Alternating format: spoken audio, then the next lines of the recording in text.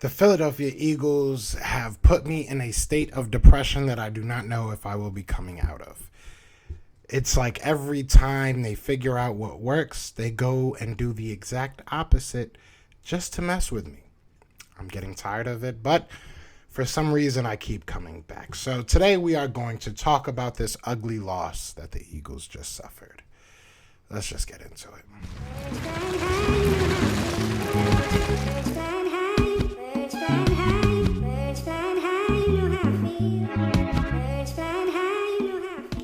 What's going on, you guys? It's your boy Joe Castro, aka Philly Fresco, and it is Philly the podcast, man. So today I'm going to talk about this loss. 13-7, the Philadelphia Eagles went out there and put on a poop show. They did literally nothing on offense for about 3.5 quarters, and it sucked to watch. So before we get into that, be sure to hit that like, hit that subscribe. At least something good will come out of this weekend.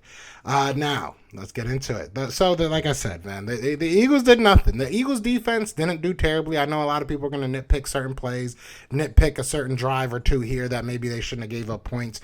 But at the end of the day, 13 points, 13 points is not that much points, especially when you're going against a New York Giants defense that should have been pretty easy to pick apart. Look, they were missing about 2 or 3 different cornerbacks.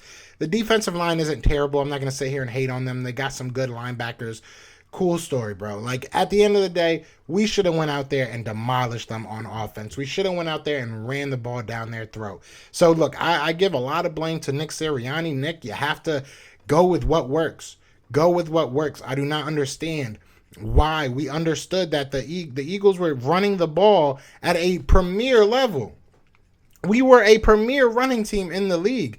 We go against a team like the New York Giants, and for some reason act like we're going against the undefeated Miami Dolphins or the Chicago Bears defense that was all world at one point. Like, who did you think you were going against? Like, why did you feel this was the team that we needed Jalen Hurts to go out there and throw 500 yards for? Because I can almost guarantee you that there's not going to be many situations that we need that to happen. Okay, now look, Jalen Hurts made some mistakes. Jalen Hurts made a lot of mistakes. Jalen Hurts needs to improve. I'm not going to take that away. Like, Jalen Hurts, he lost us this game. I don't care what people want to say. I am upset with Nick Sirianni, but at the same time, you had to make like 2 plays, my guy. Like, and you just didn't make any plays. If anything, a lot of the points that came off the board, whether it be towards the end of the half or at the end of the half where he throws the interception, or whether it be the interception prior to that, in my opinion, that took off at least another 3 points.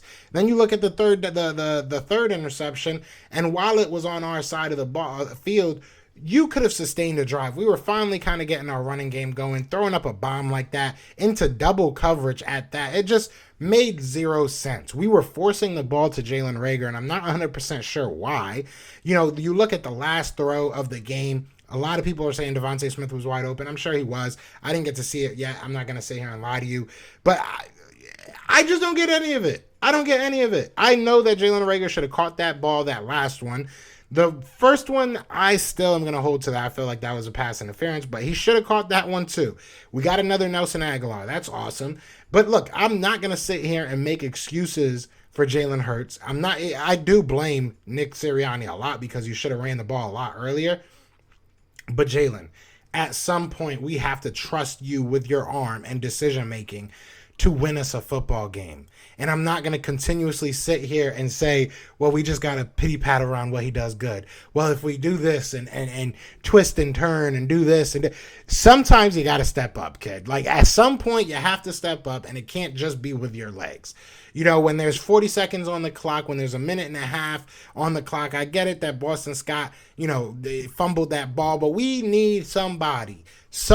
Look, Lamar Jackson can drive you down the field in a 2-minute drill, in a 1-minute situation with his arm. He's done it before. And I know he's 3 years in and Jalen Hurts is a rookie or whatever you guys want to say right now. But at the end of the day, he has to get more consistent. He has to be a threat with his arm, and he just doesn't have it. Today was a perfect example of that. I've been saying that I did not feel he can win a game with his arm just yet. Maybe it's something that he learns, but this was not the time to go out there and experiment. Go out there and win a freaking football game. I'm just so tired of the Philadelphia Eagles having the ball in their hand and saying, we don't like this ball. Let's go work hard and go try and get that ball. No, you have a ball that works. Use that ball. That ball be in the running game. Get that ball rolling. Like, stop trying to be something you're not. Stop trying to be so cute. I do not want to hear any more analogies. I don't want to hear any more stories, any more, similes that have to compare us to a sprouting flower or whatever. This is the ugliest flower I've seen in a long time. And we've had a couple good weeks, and that should have been the norm. Going against the New York Giants was a little bit of lights on you, a little bit of pressure, right? Even though they're not a good team, this is a division. Now, this is the third game in a row that Jalen Hurts has not showed up to a division game. That gets me nervous. There's a lot of people that were to blame on the offensive side, mainly, in my opinion, for this loss. Don't get me wrong, but Jalen Hurts, you cannot give up the ball 3 times. You cannot throw interceptions that you had no business throwing. I am not mad that you made mistakes. I'm mad that you made high school. You made junior varsity mistakes. It has to get better. It has to get better. I'm just tired of it. I just wanted to make this quick video, let you guys know how I'm feeling, and I'm up and tired, man. I had a good Thanksgiving. I went to brunch this morning. I had French toast, and you ruined my French toast, Jalen. You ruined my French toast, Jalen. But hopefully they get it together, man. We got a bye week now, so I guess we're going to be chilling for a weekend. Maybe I'll do like a round table or something like that. I don't know. We'll figure something cool out to do. And then we got the Jets, so we should beat up the Jets, but we should have beat the Giants. And I'm not going to get over that for at least 2 weeks now because I have to go a whole bye week of just thinking about it. But either way, you guys let me know what you're thinking in the comments. Am I bugging out over Jalen? Was it not Jalen's fault? Because 3 interceptions is normal, right?